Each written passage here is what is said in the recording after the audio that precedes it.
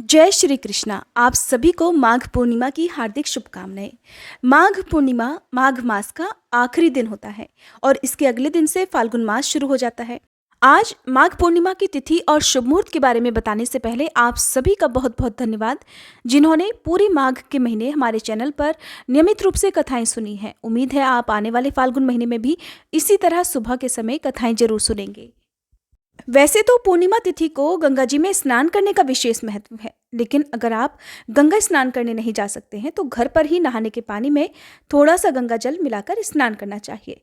स्नान करने से पहले हाथ में जल लेकर माँ गंगा का ध्यान करना चाहिए और उसके बाद स्नान करके फिर साफ स्वच्छ वस्त्र धारण करके इस दिन दान देने का संकल्प लेना चाहिए। जो भी भक्तजन माघ पूर्णिमा का उपवास रखते हैं उन्हें उपवास रखने का भी संकल्प लेना चाहिए। फिर सूर्य देवता को जल का अर्घ्य देकर विधि विधान से भगवान विष्णु, माँ लक्ष्मी जी और पूरे शिव परिवार सहित अपने सभी कुल देवी देवताओं का और अपने इष्ट देवी देवताओं का पूजन करना चाहिए। इस दिन दीपदान करने का खास महत्व है और दीपदान हमेशा आसपास के मंदिर में सुनसान जगह पर पवित्र वृक्षों के नीचे करना चाहिए। दीपदान करने से हमारे पितरों का उद्धार होता है, हमारे जीवन में दुखों का अंधेरा दूर हो जाता है और आने वाली सभी बाधाएं भी दूर हो जाती हैं। इस बार माघ पूर्णिमा सर्वार्थ सिद्धि योग में मनाई जाएगी और सर्वार्थ सिद्धि योग प्रारंभ होगा 5 फरवरी को सुबह 7:10 से और 12:13 तक समाप्त हो जाएगा।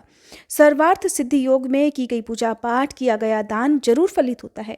इस दिन कौन कौन से जरूरी काम आप सभी को करने चाहिए, तो इसके लिए सुबह सूर्योदय से पहले यदि संभव हो तो किसी पवित्र नदी में, नहीं तो घर पर गंगा जल मिलाकर स्नान करना चाहिए। ओम घृणी सूर्याय नमः या ओम सूर्य देवताय नमः इस मंत्र का जाप करते हुए सूर्य देवता को अर्घ्य देना चाहिए।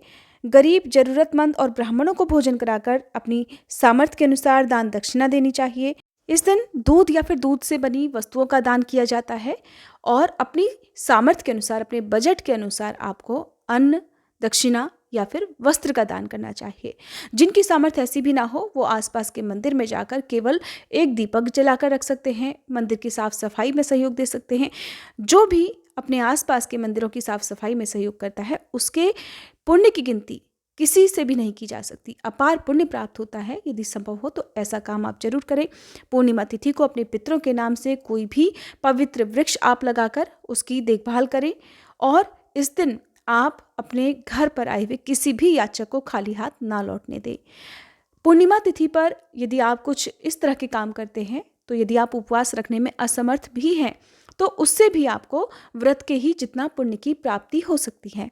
पूर्णिमा के दिन किसी भी प्रकार का अशुद्ध भोजन जैसे कि लहसुन प्याज का या मांसाहार का सेवन घर पर नहीं होना चाहिए। परिवार के किसी भी सदस्य को नाखून, बाल इत्यादि नहीं काटने चाहिए और इस दिन सुहागिन महिलाओं को सुहाग की किसी भी सामग्री को जो अब बेकार हो चुकी हो, टूट फूट गई हो, उसे बाहर भी नहीं फेंकना चाहिए।